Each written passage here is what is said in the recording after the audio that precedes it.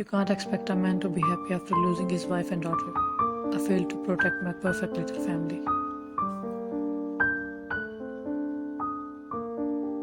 Saying this, he faces down, and I swear I saw a teardrop drip down from his eyes, knowing damn well that the event he is grieving is just a part of his hallucination. I find myself out of words to offer condolence, yet I tried.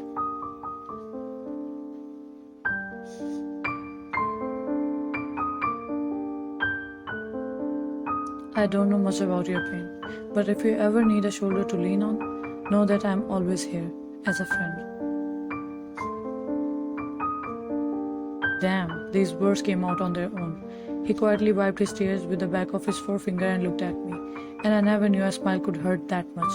Yes, he tried to give me a smile, however the hidden yet obvious sadness in it did some horrible things to my heart.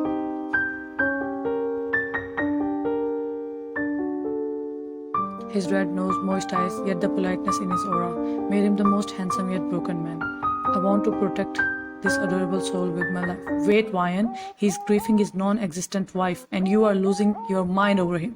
Stop it. Get some help. And don't stoop so low, you wench.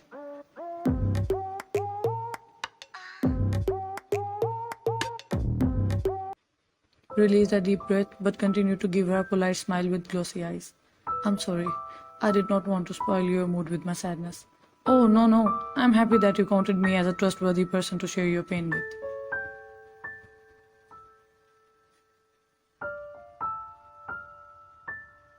I have too much sadness. You won't be able to bear me for more than one day. Bit his lower lip and chuckled sadly. Bet? Raised her brow naughtily. What?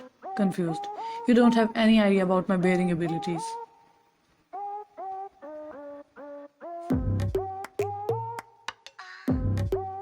He only stared at me as if he was watching a kid blabbering nonsense, which worked as a strike on my ego. You are doubting me?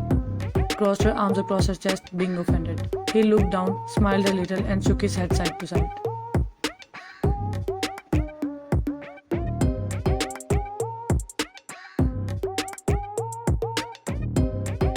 It seems like you're doubting me. I swear I can bear you, even for our whole lives. She uttered whatever came to her mind, and that was the moment when she knew. She up. Her eyes widened along with his, and she immediately tried to handle her embarrassing situation.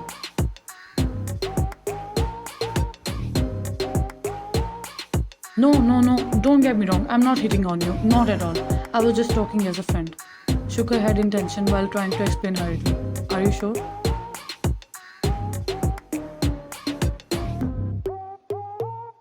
He asked her seriously, but upon witnessing her scared puppy expressions, he let out a smile, letting her know that he was just joking. Ryan kept staring at him until he broke the eye contact and spoke. Let's eat now. The food is getting cold. Huh? Snaps out of her dreamland. Oh, yeah. Awkwardly smiled and started eating.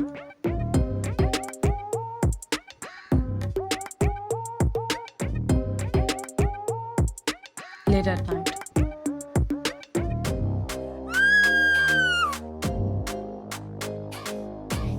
Screamed as she shoved her face against a pillow while laying on the bed. I can't believe I acted like a creep with him. Now I will remember this embarrassing encounter until I die, being her dramatic self again.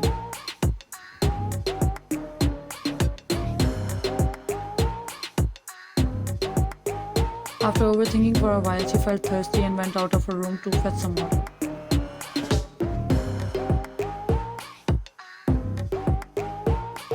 While passing by the front of his room, she noticed his bedroom door was slightly open.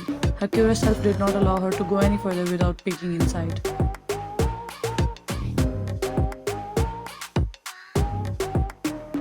Talks to herself in a whispering tone.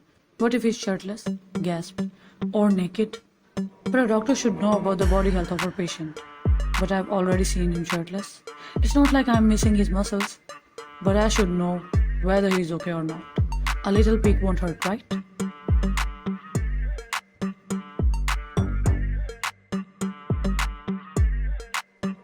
Getting impatient after having a full debate with herself, she walked towards the door and sneakily peeked inside.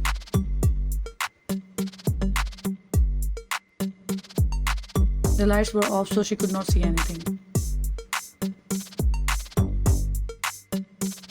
Cursing herself and her luck, she was about to return while closing the door, but stopped midway when she heard a sniffing sound followed by a sob. She opened the door slightly more and tried to look closely as the moonlight coming from the window was helping a little.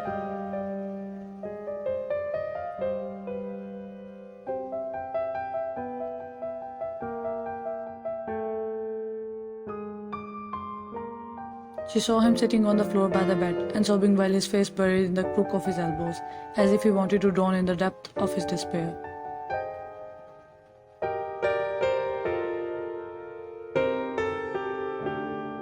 Vine's POV. I decided not to disturb this already disturbed man and was about to return when I up again.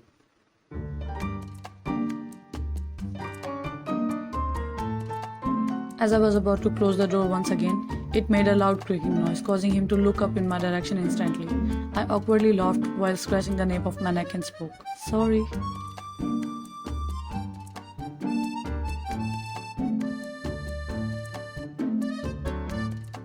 He quickly wiped his tears and replied, It's okay. Are you okay? This man is asking me whether I am okay or not while he himself is not okay. Please don't be so cute.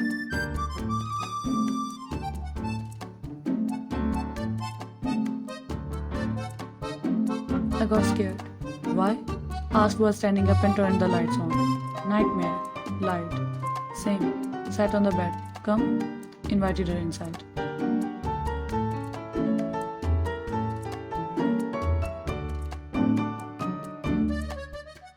Vine hesitantly stepped inside and sat on the couch. Are you thirsty? Huh? Her eyes widened as her cheeks grew crimson. Yes, she interpreted his word in a wrong way.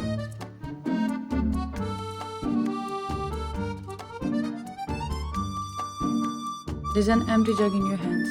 Point towards her hands. That's why I asked. Oh, yeah. Mentally scolded herself for being so dirty-minded.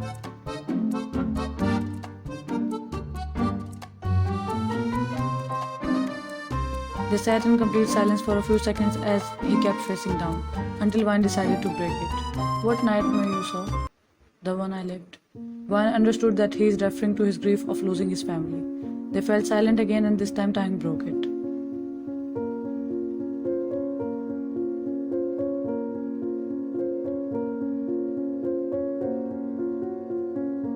What nightmare you saw? Well, now I feel stupid. Why?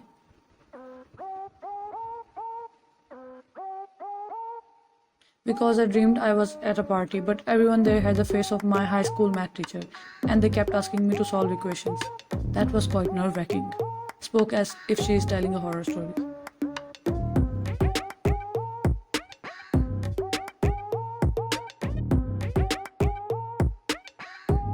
I looked at him when I heard him laughing loudly. He laughed wholeheartedly, and I felt light-hearted after making him happy. Even though this happiness is short-lived, I am content that my effort made a difference. What are you? Spoke while laughing.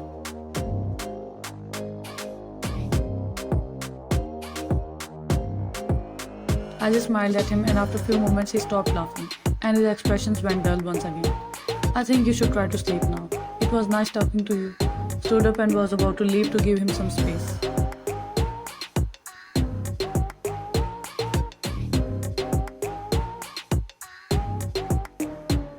But she turned around and spoke. And lastly, he looked at me in anticipation to know what I was about to say.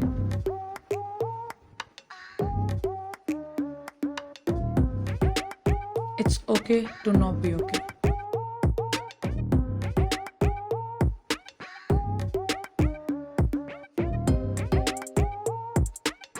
Isn't it a Korean drama name? Tilted his head. Yes, my favorite one. Pressed her lips and nodded her head seriously.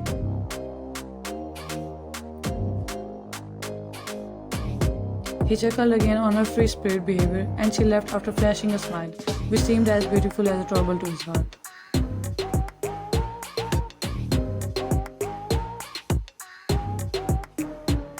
After she left. Why do I feel as if I know her even before we meet? Why does she make me feel as if I'm betraying the love I hold for my wife?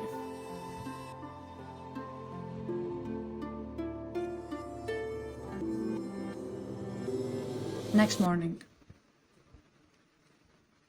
The greatest chef Vine has blessed the kitchen with her presence, prompting the house chef to join her hands in front of her to beg her to not to burn the kitchen as she had a glimpse of Wyan's baking skill and the mess she created within 5 minutes of entering the kitchen.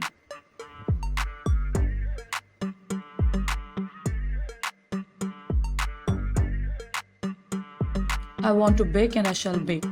No more discussion. Please, madam, tell me what you want to eat. I will make it for you. Why are you giving yourself a hard time? Just order me. Trying to persuade him. No means no. Stubborn. Please let me bake. Suddenly started winning.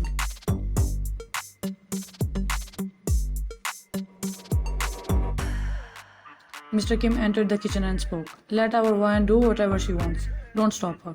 Smiled at her adoringly. This is why you are my favorite uncle. Squealed in happiness.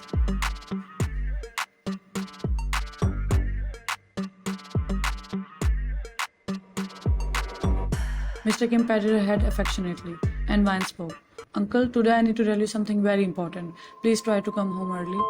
You can tell me now, princess. No, uncle, not without solid evidence.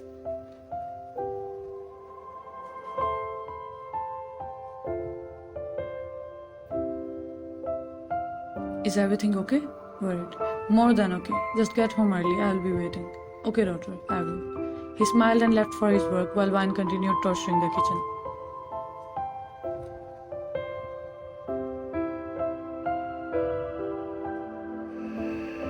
After half an hour, she was mixing cake batter with a spatula, but her hands were all dirty due to her clumsy self. Suddenly someone said, "What are you doing?" in deep voice while standing behind her, causing her to flinch and jolt around.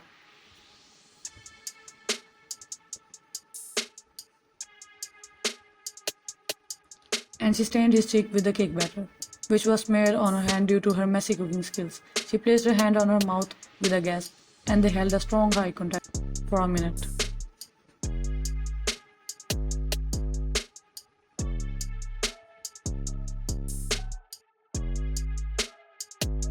"Hi," whispered in shock. She looked at him in fear and shock while he was blank.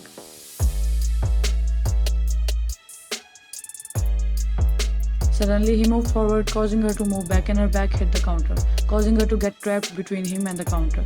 She tried to move to the side, but he placed his arms on her side, caging her in his embrace and leaned in.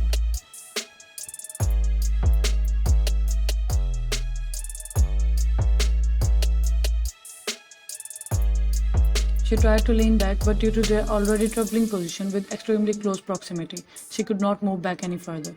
He pressed his cheeks against hers and rubbed up and down, painting her cheeks with the cake batter that was on his cheek.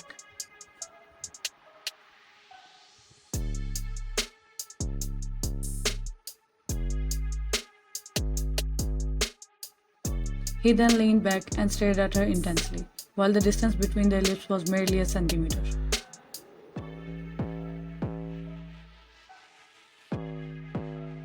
He extended his hand on the counter and dipped his fingers into the bowl of cake batter. He then proceeded to bring his hand near his own face and spread the batter over his other cheek. Once again, he leaned in and pressed his cheek against her other cheek, transferring the cream from his cheek to hers.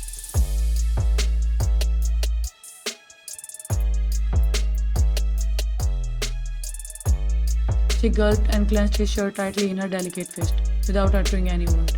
He leaned back entirely, causing her to leave his shirt immediately and stand straight, while stealing little glances at him, as her stained cheeks blushed red due to embarrassment.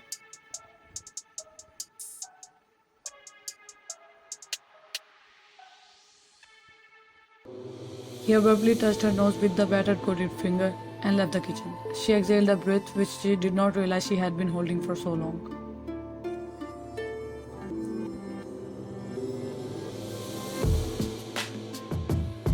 She touched her nose and frowned upon touching something creamy. She closed her eyes in frustration upon realizing that she had got played by him and shrieked, "You!" I know this was his mafia personality, mumbled the last line under her breath.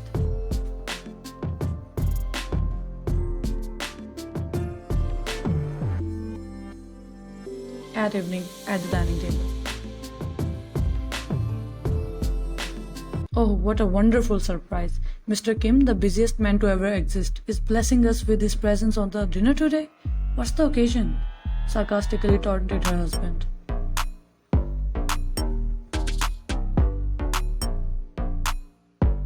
Mr. Kim just listened to his wife taunts quietly while facing down. Wine wanted to talk to me about something. Oh, so that's the reason. Right. Nodded her head while trying to keep her anger in.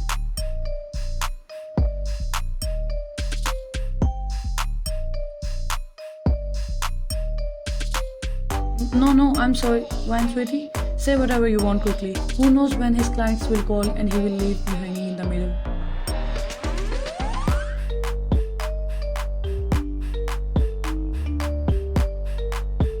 Wine, who wanted to punch herself after witnessing the couple's fight, awkwardly cleared her throat to diffuse the tension in the air and looked around to make sure Tang is not on the table.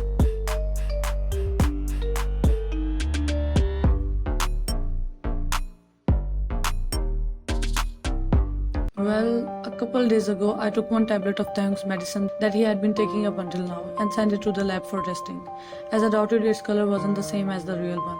And you guys were giving him the medicine while lying to him that you were giving him vitamins.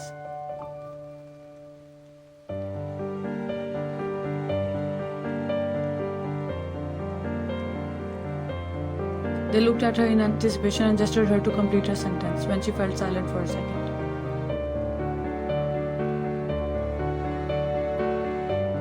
Today the report came, extended the file on the table. Turned out you were not lying. What? That was actually vitamin tablet, not his medicine.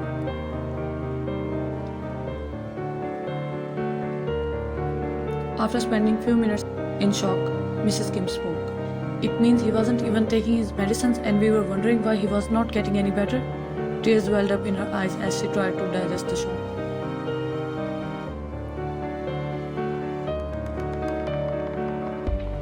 It means that when we were replacing his vitamins with his prescription, someone was changing his medications back to vitamins. Bingo, muttered amusingly. But who could do such vile act of playing with my son's life? Feeling emotional and angry.